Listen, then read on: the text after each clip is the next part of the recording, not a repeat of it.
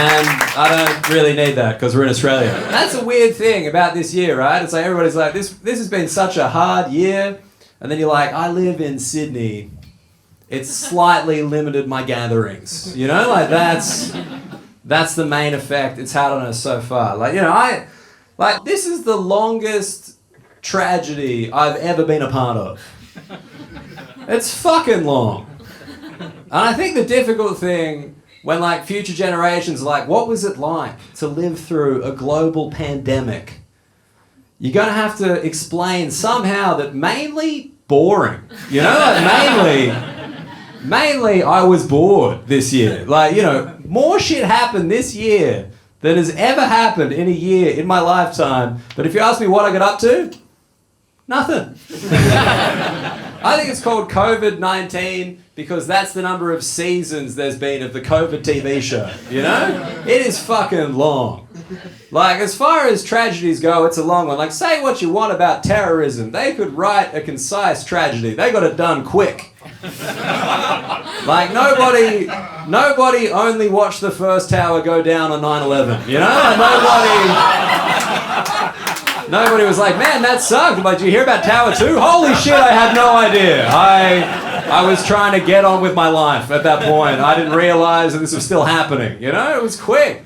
Whereas like COVID, there's been so much happen. Like season 1, the celebrities are like, we can sing this away. If we harmonise, I reckon that's a vaccine. You know, I reckon we can do it. Season 4, Melbourne got fucked, which was great, right? I think everybody in Sydney's favourite season was season 4. It was very good. Which is tough because like season 16, Trump got it. And everyone's like, wait, oh, that was season 14 where Boris Johnson got it. And it's like, no, they actually both got it. It's easy to confuse them. The actors look very similar, but two different characters. It's weird, man. Like, it's weird to talk about because like, where do you kind of start with it? Like, because I remember in the beginning, our primary concern as Australian people was the app, the COVID safe app. We were like, we are not going to download this fucking app. You guys are trying to steal our data. We're not going to download this app. It works better on Android than iPhone. I don't trust it. You know, this sounds fucked. And then the government was like, fair enough, you make a good point. We'll lose the app. And then like June rolled around, the pubs opened back up, and they were like, all right, so to enter the pub, what you're going to need to do is write down your name, email, and phone number on this sheet of paper. And everyone was like, fucking sign me up. There's beers in there, I've heard. I've been to the pub before, there's a reward system. Do you need my blood type? I'll fucking give it, all right? Doesn't matter. Doesn't matter. We trusted the piece of paper. We're like, this sounds safe. Are you telling me it's going to be left at the front? Unattended? Fucking ideal, I reckon. Let's just leave everyone's personal information unattended at the door of the pub. The place where people go to lose their inhibitions. I reckon this is the place. But that app, I don't trust it. Piece of paper, fucking sign me up. Like, a piece of paper's never sold my data to the Chinese. You know, this is safe. This is safe. And we all learned how to use QR codes fucking quickly, didn't we? That's like the main... Like, before June last year, I thought QR codes were a Bitcoin. You know, like, I thought it was crypto. And I'm like, no, fuck, you gotta learn quick. It's weird. Like, it's funny that we're worried about our data then. And now, contact tracing is happening, and we're like, well, fucking obviously. We need to protect the people. Contact tracing is so much more invasive than downloading a fucking app. Imagine being that Northern Beaches couple. Just imagine having what you thought was a quiet weekend, then waking up on Monday morning and realizing it was the news. The news. They became the news, right? That actually happened. Like that thing that covered 9/11, the Arab Spring, gave the same level of coverage to two bogans with the sniffles. That's an invasion of privacy. Can you imagine? I reckon that was like a nothing weekend. I reckon on Monday, they would have caught up with their mates and be like, hey, what'd you get up to over the weekend? Their friends would have been like, nothing much. Then it was the news. It was the news. We all know their weekend. And we loved it. Do you remember sitting there, judging them? Judging them for their choices? Oh, you didn't leave the local area? That's embarrassing.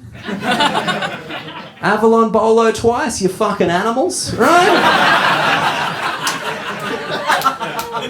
We loved it. We felt it. And the thing is, remember when they went to the massage parlour? Of course you do, because it was on the fucking news. It was on the news they went to a massage parlour. That was read out by a man in a suit on a salary. That was written into a teleprompter, and then they got a massage. That was news. In my head, I'm invested in their lives now, you know? They got so much coverage. I feel like I know them better than I know any of my cousins, right? We are closer. But I think when they got that massage, I think he got a massage and she didn't know. I think he snuck out on Sunday for a cheeky marital stress reliever. Came home in a great mood being like, fuck me, I got away with one here. Chucked on 7 News at 6. And she was like, what massage? And he was like, I think I'm going to go to the Avalon Bolo for a 3rd time, actually.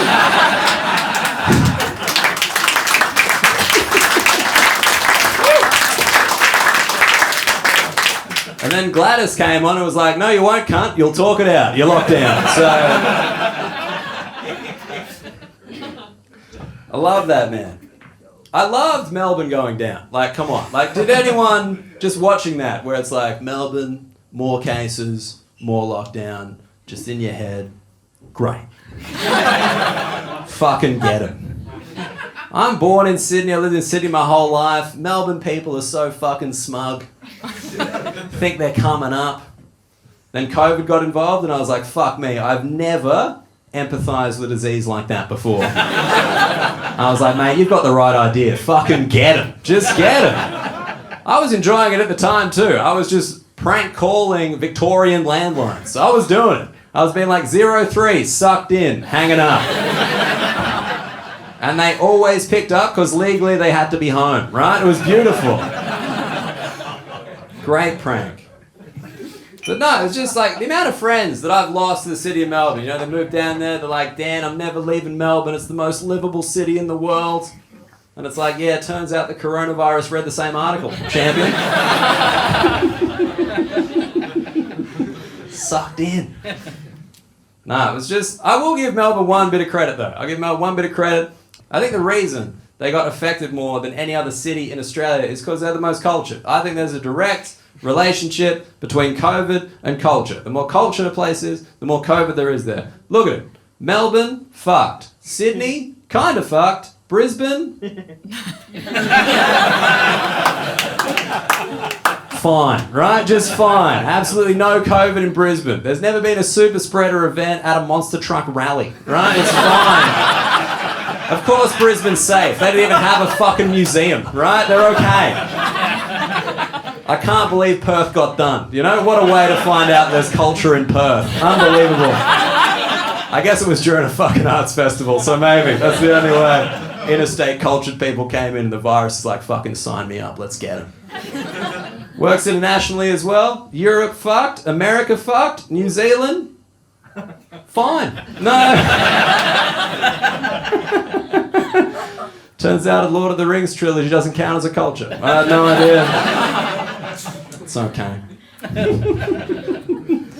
But no, I don't get the thing where it's like, everyone's like, it's random. It's so weird that some countries get more negatively affected than others. It's so strange. And I'm like, no, it's just the culture in that country dictates how they get affected. COVID's a contact-based disease. It's simple.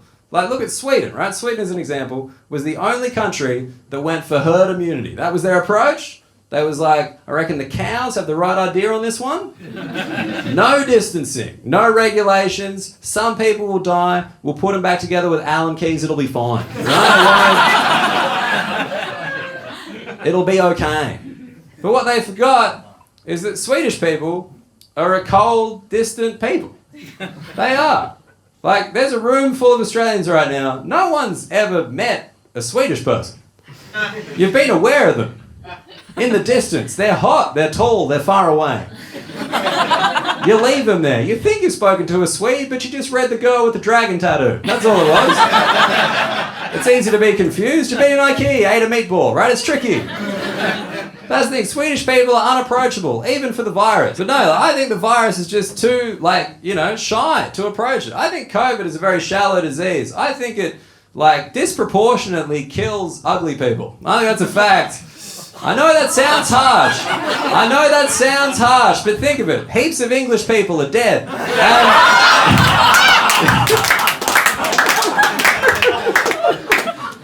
Sorry.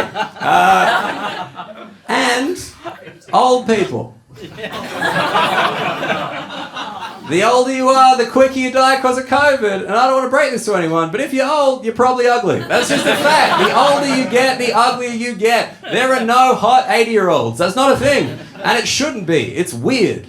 Can you imagine seeing a hot 80-year-old? You'd be like, what the fuck is wrong with her face? That's a nightmare. You don't want that for your grandkids to have that. You don't want them to have a hot grandma or a hot granddad. Imagine that hot. Too much sexual energy. No thank you, right? But if you look at countries that are familiar, that they're friendly, they're warm, Italy and Spain, of course they got done. Too familiar, too warm. Most Italian greetings are considered cheating in Australia.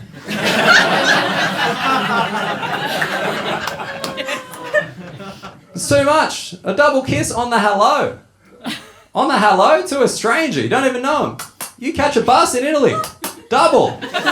Each cheek. You just got COVID 38, you fucking nympho. Right, don't do that. Tone it down. Where's your Catholic guilt? Pull it back just a little. Be safe out there.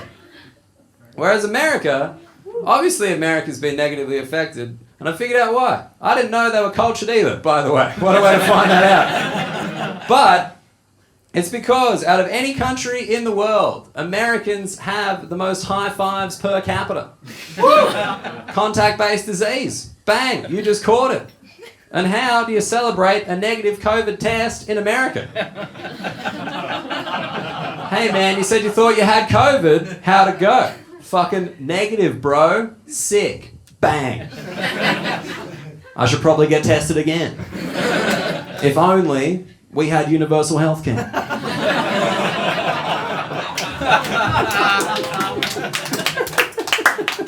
But yeah, then you look at Australia. We haven't really been negatively affected by COVID at all. We've been pretty fine. And that doesn't surprise me at all. A huge part of Australian culture is keeping things with Asian origins out of the country.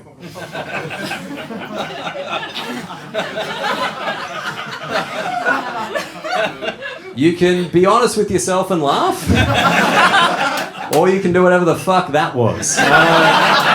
The Liberal government's in, mate. You made your choice. And have you seen a globe? We've been social distancing from the rest of the world for fucking ever. We're heaps far away. We're right in the corner. We're safe. And the other thing is, we're just repressed. We're not doing the double kiss hello. That's too much. We're repressed people. For example, I'm an Australian. My dad's an Australian. We have never hugged. Too risky. What if we hug and we feel nothing? Or even worse, what if we hug and we feel something, right? That's fucking terrifying. That's too much between a father and a son. I like that the front's being like, no, it's a healthy relationship with my dad, and the back's like, fucking touch me. Anyone.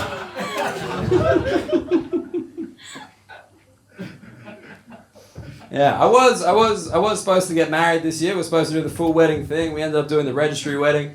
But we wanted to do the full thing, but even with weddings being allowed, my partner shut it down. She was like, we can't do a wedding with no dancing and no mingling. And I was like, why? That sounds ideal.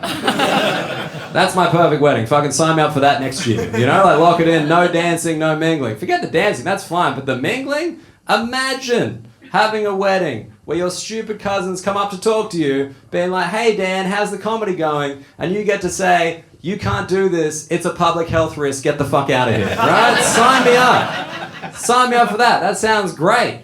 And the thing with the no dancing, she was really set on dancing. And they actually changed the regulations when New South Wales was going slightly better. They changed the regulations from no dancing to 20 designated dancers. That was a real law. Enacted by New South Wales Parliament. The same place that was like, everyone gets to vote, crimes are bad, 20 designated dancers. People got paid to make that decision, you know? And all I want to know is, how do you choose that 20, right? Like, how do you choose the 20 designated dancers? Because, like, look, there's the couple, that's 2. You got the parents, that brings it up to 6. Then you got the bridal parties, goes up to maybe 14. And then I guess you've just got 6 cunts who fucking want it. Like, they just want it more than anybody else, right? They're the ones who got to save the date, order drugs that day, you know? They're like, we fucking need this wedding, mate. We just had our first kid and we are bored. We are bored and running out of excuses. We need your love to fucking cut loose, right? We'll do lines in the bathroom. We'll do Daryl Braithwaite's horses twice in a row. We will not sit down. Please give us the opportunity. 6 designated dancers. But, in my opinion, if the couple's got a sense of humour, it should be 5 designated dancers, all forming a dance circle around one person who hates to dance.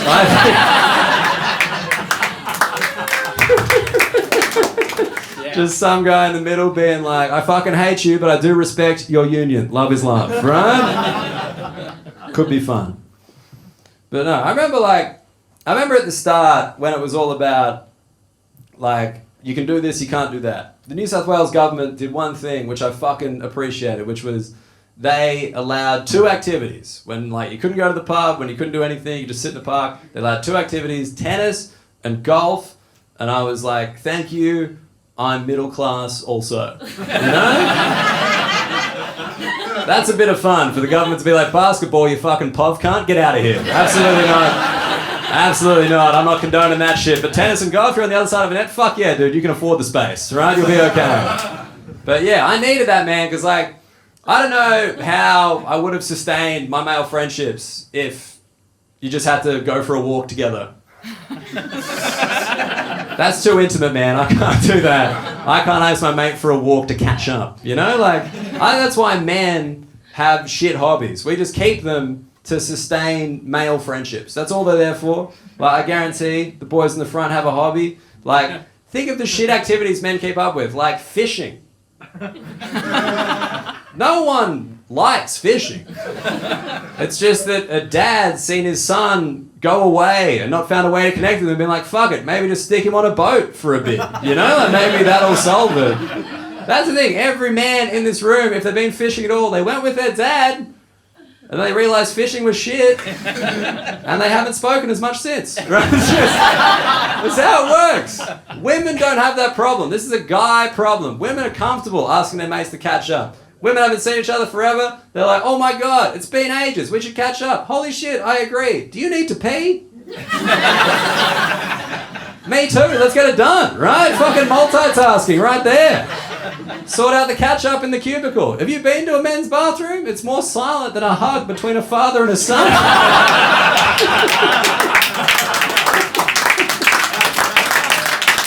In a men's bathroom, you can hear how well greased the taps are. All right? That's how quiet. That's how quiet it is in there. I don't know why. I know why. It's because if you take the fishing out of a day on a boat, on a lake with your mate, kind of sounds like it's a date, doesn't it? Men are just like, wait, did you go for a date with that man? No, the only thing we kissed was the fish. There was so much sexual tension, we had to kiss something. Throw it back in case the fish is a dude. You gotta be careful.